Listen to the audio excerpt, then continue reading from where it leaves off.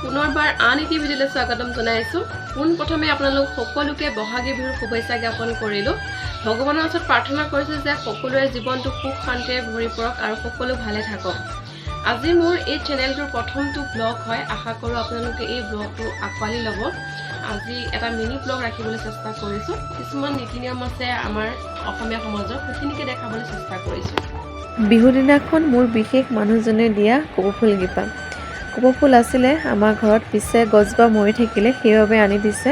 আৰু মই এতিয়া এগিলাচ পানীত অকণমান কপৌ ফুলখিনি তিয়াই ৰাখিছোঁ, তেতিয়া দুদিনমানৰ কাৰণে ভাল হৈ থাকিব, মৰহি নাযায়।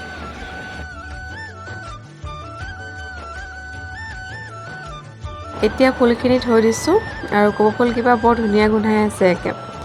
আৰু কিনো কৰোঁ ভিডিঅ'টো চাই যাব শেষলৈকে।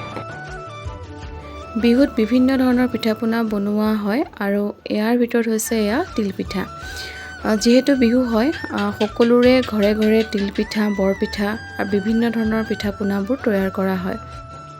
এয়া ভাজা হৈছে বৰপিঠা। পিঠাটো অকণমান ডাঙৰকৈ ভজাৰ কাৰণে ইয়াৰ নাম ৰখা হয় বৰপিঠা। আপোনালোকে বাৰু কি বুলি কয়? আৰু এয়া পকা মিঠৈ বনোৱা হৈছে। এইবাৰ বিহুৰ বাবে এয়া মিঠৈ, তিলপিঠা, বৰপিঠা এনেকৈ বনোৱা হ'ল। আপোনালোকে বাৰু কেনেধৰণে যা যোগাৰ কৰিলে জনাব দেই। দুমাহী দিনাখন ইয়াত আমৰলি টোপ বনোৱা হয়। হয়তো সকলোতে বনাই আৰু একে চিম্পুলকৈ বনাইছোঁ। তেল দিলোঁ আৰু তেলখিনি গৰম হওঁতে পিঁয়াজখিনি দি দিলোঁ। আৰু পিঁয়াজখিনি অকণমান ৰঙচুৱা হওঁতে বাছি ৰখা আমৰলি টোপখিনি দি দিছোঁ আৰু জোখ অনুযায়ী হালধি আৰু নিমখ ব্যৱহাৰ কৰিছোঁ। এইখিনি যেতিয়া ফুটি উঠিব তেতিয়া ইয়াত মই ডিম ব্যৱহাৰ কৰিম, কাৰণ ডিমৰ সৈতে ভাজি খাবলৈ বিৰাটেই সোৱাদ লগা হয় আৰু খাব লাগে। খালে বহুত বেমাৰৰ কাৰণে ভাল বুলি জনা যায়। আৰু আমৰলি টোপত 100 এবিধ শাকৰ গুণাগুণ থাকে। আমাৰ শৰীৰৰ বাবে বহুতে উপযোগী, সেইবাবে আমি খাব লাগে। ৰাতিপুৱাই গা পা ধুই আহিলোঁ আৰু চাদৰ মেখেলাযোৰ পিন্ধি লৈছোঁ। যিহেতু আজি মানুহৰ বিহু, আমাৰ মানুহৰ বিহুৰ দিনাখন সৰুৱে ডাঙৰক তামোল পাণ এখন দি সেৱা কৰে। সেইখিনি নীতি নিয়ম আছে আমাৰ অসমীয়া সমাজত। আৰু যিমানখিনি পাৰোঁ আপোনালোকক চেষ্টা কৰিম আমাৰ নীতি নিয়মখিনি দেখাবলৈ। খালি ভিডিঅ'টো শেষলৈকে চাই যাব। ধুনীয়াকৈ তামোল পাণ এখন কাটি লৈছোঁ আৰু এতিয়া খুৰা আৰু খুৰীক আৰু মা দেউতাক সেৱা কৰি লওঁগৈ। অতীজৰ পৰা চলি অহা এই নীতি নিয়মখিনি এতিয়াও অসমীয়া সমাজে ধৰি ৰাখিছে। বছৰেকৰ প্ৰথম বিহু দিনাখন সৰুৱে ডাঙৰক সেৱা কৰে আৰু আশীৰ্বাদ লয়, যাতে বছৰটো ভালে কুশলে পাৰ হওক আৰু মংগল হওক। আৰু ডাঙৰজনেও সৰুজনক আশীৰ্বাদ দিয়ে। হে প্ৰভু পৰম ভগৱন্ত, আজি সেই বছৰেকৰ নতুন দিন মানুহৰ বিহু উপলক্ষে আজি ছোৱালীজনীয়ে পিতৃ মাতৃৰ চৰণত চুই সেৱা কৰিছে। ইয়াতে যদি কিবা অপৰাধ আছে, স্বল্প অপৰাধ বিঘিনি কৰাৰ লগতে তেৰাই মনতে যি আহ্বান কৰি সেৱা ধৰিছে, সমস্ত মনৰ বাঞ্ছা সিদ্ধি কৰি প্ৰভুৱে কৃপাদান কৰিব। প্ৰভুৰ চৰণত প্ৰাৰ্থনা। হৰি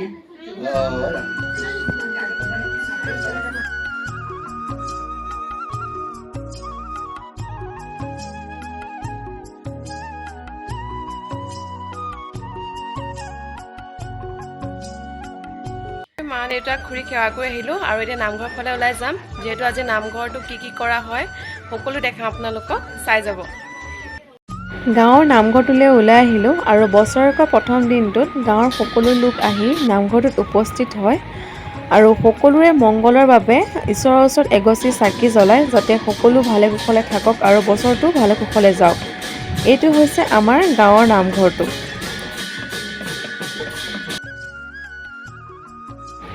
বিহুৱানৰ পতাকাখন এতিয়া গাঁৱৰ বৰ্তা এজনে উত্তোলন কৰিছে।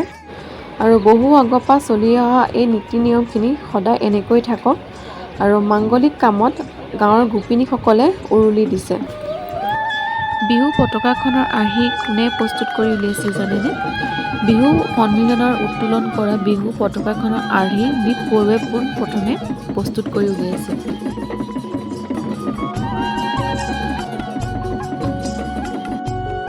আৰু একে শেষত সকলোৱে মিলি বিহু এফাকি গাই সকলোৱে ফূৰ্তি কৰে। আৰু যাতে বছৰেকৰ প্ৰথম দিনটো সকলোৱে মংগল হওক তাকে কামনা কৰিছোঁ ময়ো। আৰু এনেকৈ সকলো আনন্দিতৰে থাকক। অকণমানকৈ আপোনালোকক দেখাবলৈ চেষ্টা কৰিলোঁ। ভুল হ'ব পাৰে, যদি ভুলবোৰ হয় আপোনালোকে মোক শুধৰাই দিব বুলি আশা ৰাখিলোঁ। আৰু আপোনালোকে কেনেধৰণে বিহু উদযাপন কৰে জনাব।